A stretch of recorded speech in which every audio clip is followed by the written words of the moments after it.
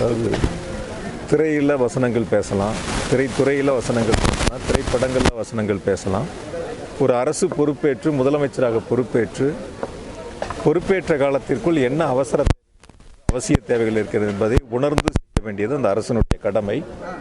எங்களுடைய கழகத் தலைவர் 2021ஆம் ஆண்டு ஆட்சி பொறுப்பேற்கின்ற பொழுது கொரோனா காலம் மிக மோசமான ஒரு சூழலில் இருந்த அந்த நிலையில் வெற்றி பெற்றவுடன் அரசு பொறுப்பேற்பதற்கு முன்பாகவே அரசு அதிகாரிகளை அழைத்து அரசு எடுக்க வேண்டிய நடவடிக்கைகளை அவர்களோடு கலந்து ஆலோசித்து பல்வேறு சீரிய நடவடிக்கைகள் எடுத்ததன் மூலமாக அன்று தமிழ்நாட்டு மக்கள் காப்பாற்றப்பட்டார்கள்.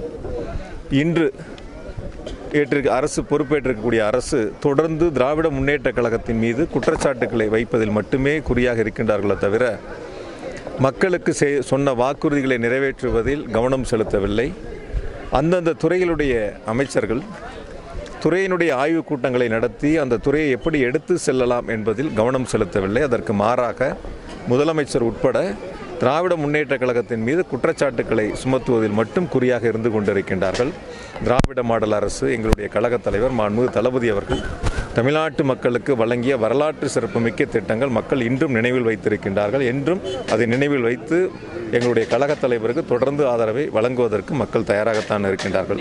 எனவே இந்த அரசை பொறுத்த வரைக்கும், இந்த புதிய அரசை பொறுத்த வரைக்கும் குறைகளை சொல்லுவதை விட்டுவிட்டு மக்களிடத்தில் செய்ய வேண்டிய திட்டங்களை முன்னெடுப்பது, அவர்களுக்கு இந்த நேரத்தில் அவர்கள் செய்ய வேண்டிய அந்த பணிகளை மறந்து வசனங்களை பேசி கொண்டிருக்கிறாங்க. திருச்சியில் கூட பொதுக்கூட்டங்களில் நன்றி அறிவிப்பு கூட்டம்னு சொல்லிட்டு திமுக குறை சொல்கிறத தான் குறியாக வச்சுருக்காங்களே தவிர செய்ய வேண்டிய நடவடிக்கைகளை, அவங்க எடுக்க வேண்டிய முன்னெடுப்புகளை, தேர்தல் வாக்குறுதிகளை பற்றி செய்வதற்கு எங்களுடைய துணை பொதுச் செயலர் நேற்று ராஜா எம்பி என்னை வந்து மிக தெளிவான ஒரு ப்ரெஸ் மீட் கொடுத்துருந்தாங்க. 2025 ரிசர்வ் அந்த வழிகாட்டுதல் வந்துருச்சு. எப்படி வந்து விவசாயிகளுடைய வழிகாட்டு நெறிமுறைகள்லாம் வந்துருக்கு. இதெல்லாம் தெரியாமல் அப்பொழுது தேர்தல் வாக்குறுதி கொடுத்தாங்களா அல்லது தெரிஞ்சே மக்களை ஏமாற்றுவதற்கான தேர்தல் வாக்குறுதி கொடுத்தாங்களா? உங்கள் மூலிமா இந்த புதிய அரசுக்கு, தாவேக அரசுக்கு நான் சொல்கிறது என்னென்னா, ஒரு 14 லட்சம் பேர் விவசாய கடனில் பயனடைஞ்சிருக்காங்க. 50,000க்கு கீழே வாங்கினவங்களுக்கு மட்டும்தான் முழுமையான தள்ளுபடி அப்படின்னு தேர்தல் வாக்குறுதி என்ன சொன்னீங்க? தேர்தல் வாக்குறுதி என்ன சொல்லியிருந்தீங்க? அதாவது 5 ஏக்கருக்கு கீழே இருக்கிற அனைத்து விவசாயிகளுக்கும் தள்ளுபடி, அதுக்கு மேலே இருக்கிறவங்களுக்கு 50% தள்ளுபடின்னு சொன்னீங்க.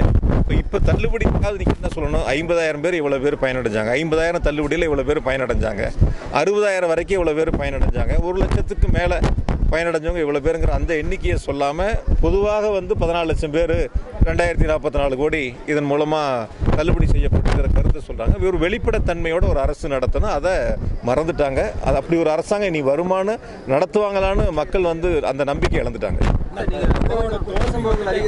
தொடர்ந்து வந்துட்டு அதாவது ஏற்றுக்க முடியல, அதனால எல்லா இடங்கள்லையும் வந்துட்டு முன்னாள் முதல்வர் இருக்காங்க அப்படின்னு சொல்லிட்டு தற்போதைய முதல்வர் வந்துட்டு ஒரு விமர்சனம் வச்சிருக்காங்க. அதாவது சார், ஒரு அரசு செய்ய வேண்டிய கடமையிலிருந்து தவறுகின்ற பொழுது அதை சுட்டி காட்டுவது எதிர்க்கட்சியினுடைய கடமை. வேடிக்கை பார்க்குறதல்ல எதிர்க்கட்சியை பொறுத்தவரை, திமுகவை பொறுத்தவரை எங்களுடைய எதிர்க்கட்சி தலைவராக பொறுப்பேற்றிருக்கின்ற இளைஞரனுடைய செயலாளர் போற்றுதலுக்குரிய அண்ணன் உதயநிதி அவர்கள் சட்டமன்றத்தில் மிக தெளிவாக சொன்னாங்க. எல்லாத்துக்கும் கால நேரங்கள் கேட்குறீங்க, ரொம்ப காலங்கள் எடுத்துக்காதீங்க, வாக்குறுதிகளை நிறைவேற்றுங்கன்னு சொன்னாங்க. ஒரு அரசு செய்ய தவறிய அந்த கடமைகளை வந்து சுட்டி காட்டுவது தான் எதிர்க்கட்சியினுடைய கடமை. அதை தான் எதிர்க்கட்சி நாங்கள் செஞ்சுட்டு இருக்கோம். அதுக்காக அதை வேடிக்கை பார்க்க முடியாது. அதனால் அவங்க என்ன தவறுகள் செஞ்சாலும் சுட்டி காட்டுவது எங்களுடைய கடமை. நிச்சயமாக அதை சரி செய்வதற்கான அந்த சுட்டி காட்டுவது எங்களுடைய கடமை செய்வோம். யாரோ நீங்கள் கோவை மாவட்ட அமைச்சராக வந்து இருந்திருக்கீங்க, பொறுப்பு அமைச்சர். இந்த டைம் வந்து 2 அமைச்சர் கோவைக்கு இருந்திருக்காங்க. ஸோ எந்தெந்த விஷயத்தெல்லாம் முன்னாடியே எடுத்தால் வந்து கோவை மாவட்ட மக்களுக்கு பயனுள்ளதாக இருக்கும்? இல்லை, அவங்க என்ன திட்டங்கள் முதல்ல எடுக்கிறாங்கன்னு பார்ப்போம், என்ன கொள்கைகள் இருக்காங்கன்னு பார்ப்போம். நான் உங்கள்கிட்ட முன்னாடியே கேட்டேன், நான் மாற்றங்கள்னு சொல்லி ஒரு மக்கள்கிட்ட ஏமாற்றி ஒரு ஓட்டை வாங்கி ஒரு வெற்று கவர்ச்சியில் இந்த மக்கள்கிட்ட ஏமாற்றி ஓட்டு வாங்கியிருக்காங்க. அவங்களுடைய கொள்கை என்ன, மாற்றம்னா என்னன்னு சொல்லுங்கள். நான் உங்கள்கிட்ட கேட்டேன், மாற்றம்னா என்ன? கல்வியில் மாற்றமா? கல்வியில் தமிழ்நாடு இந்தியாவில் முதலிடம். மருத்துவத்தில் மாற்றமா? மருத்துவத்திலையும் இந்தியாவில் தமிழ்நாடு முதலிடம்.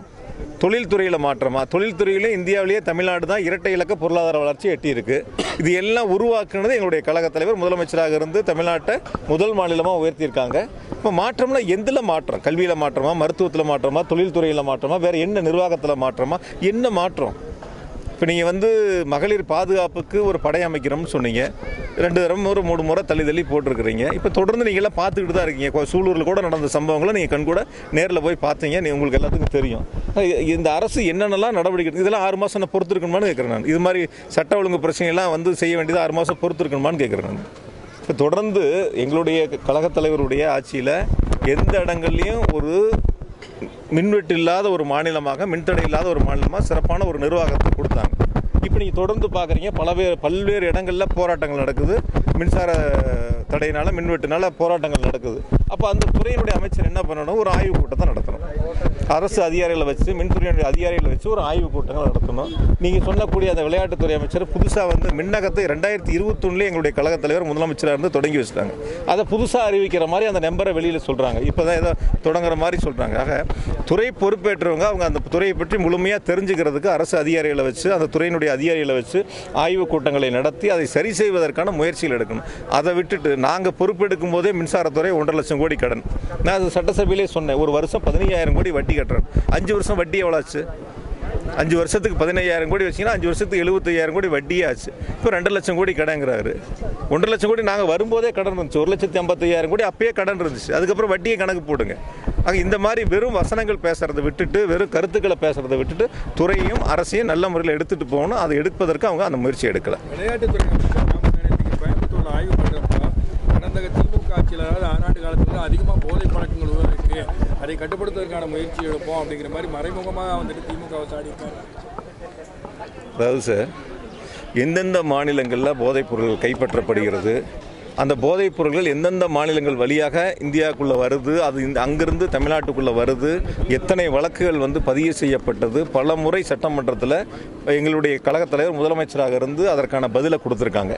இப்போ இந்த அரசு என்ன பண்ணணும்? பொறுப்பேற்று இப்போ நாளையோட ஒரு மாத கால ரிசல்ட் வந்து ஆக போகுது. இப்போ அவங்க அதுக்கான முயற்சி என்ன எடுத்திருக்காங்க சொல்லுங்கள் நீங்கள். அவங்க என்னுடைய முயற்சி என்ன நடந்திருக்கு, எந்த இடங்களில் அவங்களுடைய முயற்சி இதுக்காக எடுத்திருக்காங்க, அதை நீங்கள் வந்து அவங்கள்ட்ட திருப்பி அந்த ஒரு கேள்வியை கேட்டிருக்கணும். எந்த இடங்களில் நீங்கள் என்ன முயற்சி எடுத்துருக்கிறீங்க, எவ்வளோ கட்டுப்படுத்திருக்கிறீங்க, உங்களால் என்ன செய்ய முடியும் அப்படின்ட்டு. அதுதான் திருச்சியில் பேசும்போது சொல்கிறேன், ஒரே நாளில் எல்லாத்தையும் மாற்றிட முடியாது அப்படின்னு சொல்லிட்டு. ஒரே நாளில் நான் கூட ரொம்ப தெளிவாக ஒன்று கேட்குறேன். அதாவது எவ்வளவெல்லாம் ஒரு மட்ட ரகமாக, கீழ்த்தரமாக, மிக மோசமாக பேச முடியுமோ அப்படியெல்லாம் பேசுகிறாங்க. கரூருக்கு வந்து பேசுகிறத விட்டுட்டு ஒரு பாட்டை பாடி எவ்வளோ மோசமாக அந்த நிகழ்ச்சியில் பாடினாங்கன்னு உங்களுக்கு தெரியும். நான் அப்போ பல விளக்கங்களும் சொன்னோம், சட்டமன்றத்துலேயும் சொன்ன விளக்கங்கள். அதையெல்லாம் இப்போ வந்து ஏற்றுக்காதவங்க, சில பேர் புரிஞ்சு கொள்ளாதவங்க இப்போ இந்த ஒரு மாதத்தில் நடக்கிறத கண்கூட சோசியல் மீடியாவில் போகிறது, அந்த துறையினுடைய அமைச்சர் சொல்லக்கூடிய பதில், அதில் பணிபுரியக்கூடியவங்க சொல்லக்கூடிய பதில், டாஸ்மாக் நிர்வாகத்தில் நீங்கள்லாம் பார்த்துக்கிட்டு தான் இருக்கீங்க. இப்போ என்ன அவங்க கட்டுப்படுத்திட்டாங்க சொல்லுங்கள் பார்க்கலாம். என்ன கட்டுப்படுத்திட்டாங்க? நாங்கள் சொன்னால் இவ்வளோ பேருக்கு மேலே நடவடிக்கை எடுத்தோம், இவ்வளோ பேருக்கு மேலே ஃபைன் போட்டிருக்கிறோம், இந்த ஃபைன்லாம் நாங்கள் கலெக்ட் பண்ணியிருக்கிறோம்னு இதெல்லாம் சொன்னோம். நாங்கள் அப்போயெல்லாம் வந்து வெறும் வாக்குகளை வாங்க வேண்டும், அரசின் மீது குற்றச்சாட்டுகளை சொல்லணுங்கிறதுக்காக ஒரு அவதூறான கருத்துக்கள், தவறான கருத்துக்களை முன்மொழிஞ்சாங்க. மேடையில் ஏறி, வண்டி மேலே ஏறி பாட்டெல்லாம் பாடுனாங்க. இப்போ நான் நின்று போச்சான்னு கேட்குறேன். அதுக்கு விளக்கம் தான் கொடுக்குறாரு அந்த துறையினுடைய அமைச்சர். அந்த துறை அமைச்சர் விளக்கம் தானே கொடுக்குறாரு. அப்போ நாங்கள் சொல்லும்போது ஒரு கருத்தும் அவங்க சொல்லும்போது ஒரு கருத்தான்னு கேட்குறேன் நான். அதை தான் பல பேர் சோசியல் மீடியாவில் கேட்குறாங்க. அப்போ நீங்கள் பாட்டு பாடுனீங்களே, இப்போ நீங்கள் என்ன பதில் சொல்ல போகிறீங்கன்னு கேட்குறாங்க. அதான் இன்றைக்கி நடந்துக்கிட்டு இருக்குது. அதாவது வந்து ஒரு தேர்தல் வாக்குறுதி கொடுப்பதற்கு முன்பாக எதை செய்ய முடியும் அப்படின்னு பார்த்து யோசித்து வாக்குறுதி கொடுத்துருக்கணும். அப்படி யோசிக்காமல் வாக்குறுதிகளை கொடுத்துருக்காங்க. நிறைவேற்றும் போது கூட அதை முழுமையாக நிறைவேற்றுவதற்கான முயற்சிகள் எடுத்திருக்கணும். அதையும் முழுமையாக நிறைவேற்றுவதற்கான முயற்சிகள் எடுக்காத ஒரு அரசாக இருக்குது. என்னை பொறுத்த வரைக்கும் ரீல்ஸ் ஆட்சி இது. இந்த அரசு, தாவேக அரசு ரீல்ஸ் ஆட்சி. இன்னமும் அந்த ரீல்ஸ் மோகத்தில் தான் அமைச்சர்கள் இருக்காங்க, அரசும் இருக்குது. உண்மையான மக்களுக்கான ரியல் ஆட்சியாக இது வரைக்கும் அவங்க அந்த பணிகளை தொடங்கலை, இனியும் தொடங்குவாங்கிற நம்பிக்கை மக்களுக்கு இல்லை. அண்ணாமலை புதிய கட்சி ஆரம்பிக்கிறதா தகவல் வருது. அப்படி வரும்பொழுது எனக்கு அப்படி ஒரு தகவல் தெரியல. ஆரம்பிச்சா பேசுவோம், ஆரம்பிச்சா அப்படி பேசுவோம். முதலீடுகளை ஈர்க்கிறதுக்கு வந்து முதலீட்டாளர் மாநாடு, வெளிநாட்டு பயணம்லாம் போயிட்டு வந்திருந்தீங்க. பட் இந்த ஆட்சி பொறுத்த வரைக்கும் தொழில்துறை அமைச்சர் வந்து ரீல்ஸ் போட்டு முதலீட்டாளர்களை கூப்பிடுறாங்க, எப்படி பாக்குறீங்க? கொஞ்ச நாள் போட்டு சார் பார்ப்போம் எவ்வளோ முதலீடுகளை ஈர்க்கிறாங்க. அந்த ரீல்ஸ் மூலிமா எவ்வளோ முதலீடுகள் ஒப்பந்தங்கள் கையெழுத்தாகுது, எவ்வளோ பேருக்கு வேலை வாய்ப்புகள் வருது, எத்தனாயிரம் கோடி தமிழ்நாட்டில் கொண்டு வந்து முதலீடு செய்கிறாங்கிறத அந்த ரீல்ஸ் மூலிமா எவ்வளோ வந்திருக்குன்னு பொறுத்திருந்து பார்ப்போம். நன்றி. அமைச்சர் வந்துட்டு கிளம்புதானேக்கு வந்து மாவட்ட ஆட்சியர் கூட்டத்தில் வந்து பார்த்தீங்கன்னா வந்துட்டு 1 மாத காலம் தான் இருக்குது, எனக்கு அந்த துறையை பற்றி முழுமையாக தெரியாது, இது என்ன ஜூன் மாத இறுதிக்குள் அனைத்தும் சரி செய்யப்பட்டு இது வந்து கடந்த ஆட்சியில் நடந்தது போல இந்த தெருவு எந்த தவறும் நடக்காது, நான் முழுமையாக சரி செய்வேன்னு உத்தரவாதம். ஒரு மாதம் பொறுத்திருந்து பார்ப்போம். இப்போ போயிட்டு இருக்கிற பதிலுக்கெல்லாம் ஒரு மாதம் பொறுத்திருந்து பார்ப்போம். அதான் அதில் பணிபுரியக்கூடிய தொழிலாளர்கள் கொடுத்தாங்கல்ல, அவங்க கூடிய விளக்கங்களை கொடுத்தாங்கல்ல, அதுக்கெல்லாம் என்ன சொல்ல போகிறாங்க இவங்கன்னு கேட்குறேன். ஒரு மாதத்துக்குள்ளே அந்த தொழிலாளர்கள் கொடுத்த அந்த பதிலுக்கெல்லாம் இவங்க சரி பண்ணிடுவாங்களான்னு கேட்குறேன். கிளைகள் கொண்ட அண்ணமால் institute of hotel management and hospital management படிப்பில் சேர்வதற்கான அட்மிஷன் நடைபெறுகிறது.